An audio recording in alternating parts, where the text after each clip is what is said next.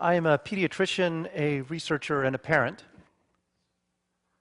Now, we know from decades of research that too little stimulation early on is bad for brain development. I show you here two PET scans. Now, PET scans are measures of brain function. The brighter colors show more brain activity.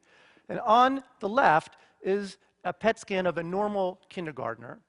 And on the right is a PET scan of a child who was raised in a horribly neglected environment. This is actually a PET scan from a child who was raised in a Romanian orphanage and was profoundly neglected early in life. And you'll notice that there are areas of his brain that show no activity at all. It didn't develop as a result of too little stimulation.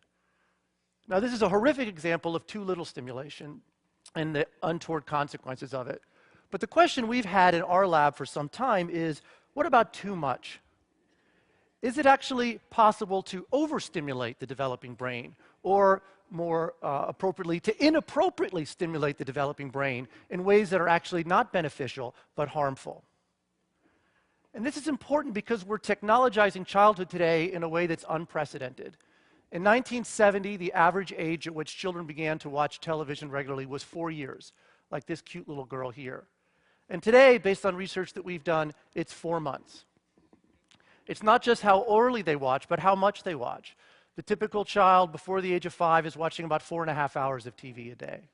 That represents as much as 40% of their waking hours. Which brings us to Baby Einstein. Now, many of you probably have not seen Baby Einstein, but I will show you a random 20-second clip from Baby Einstein Day on the Farm, and here it is.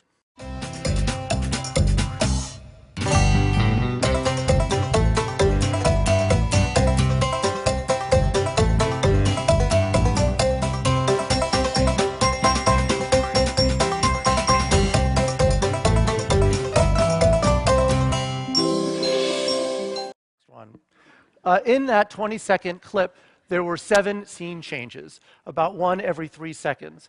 It's about the most exhausting day on the farm since John Steinbeck's Grapes of Wrath.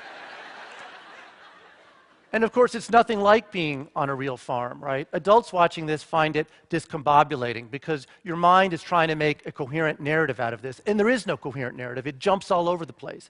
But babies aren't trying to make a coherent narrative out of it. They're not capable of doing that. It's all of that screen change, all of that stimulation that's keeping them actually engaged in the screen.